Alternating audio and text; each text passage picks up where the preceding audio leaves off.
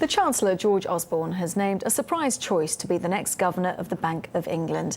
Canadian Mark Carney, who's currently the head of the Bank of Canada, will take over from Sir Mervyn King next summer. He will serve 5 years and will be the first foreigner to lead the bank since it was founded more than 3 centuries ago. Well, joining us now is Roger Martin, who is the Dean of Rotman School of Management in Toronto and is also a long-time personal friend of Mark Carney. Now, George Osborne described him as an outstanding central banker of his generation. What would you make of that?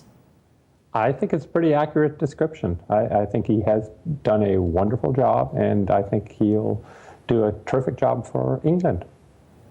Now, he is widely credited with preventing Canadian banks from seeing the kind of problems that the other banking sector has experienced elsewhere in the world. Is the praise solely at his door? Not at all, and I think if he heard that, he would say that's simply not true. I think he did a wonderful job of managing the central bank in Canada during that period and doing all sorts of things that contributed to the positive outcome. But I think there were a lot of other factors, including the way the banks behaved, other regulatory bodies, the Office of the Superintendent of Banking, of Financial Institutions and Banking, that contributed to it. But he played a very positive role in all of that. So what can he bring from his experience in the Canadian banking sector to the Bank of England?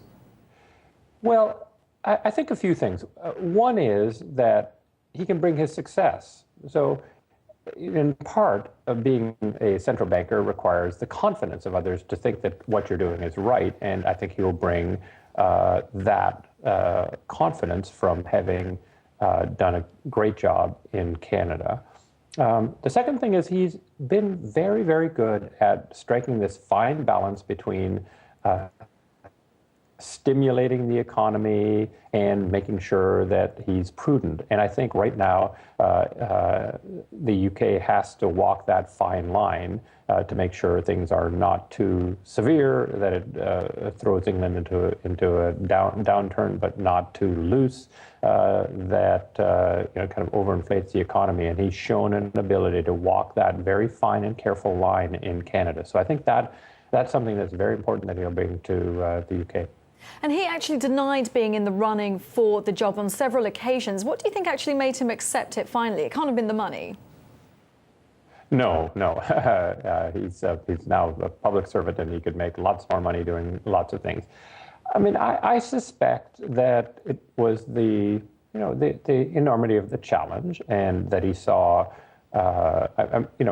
He's a modest guy, so it probably took a lot of convincing, but I suspect that he saw that, yes, indeed, he could provide help and support to the Bank of England at this important time, and took that on as a challenge. OK, Roger Martin from the Rotman School of Management and a long-time personal friend of Mark Carney, thank you very much for speaking to us.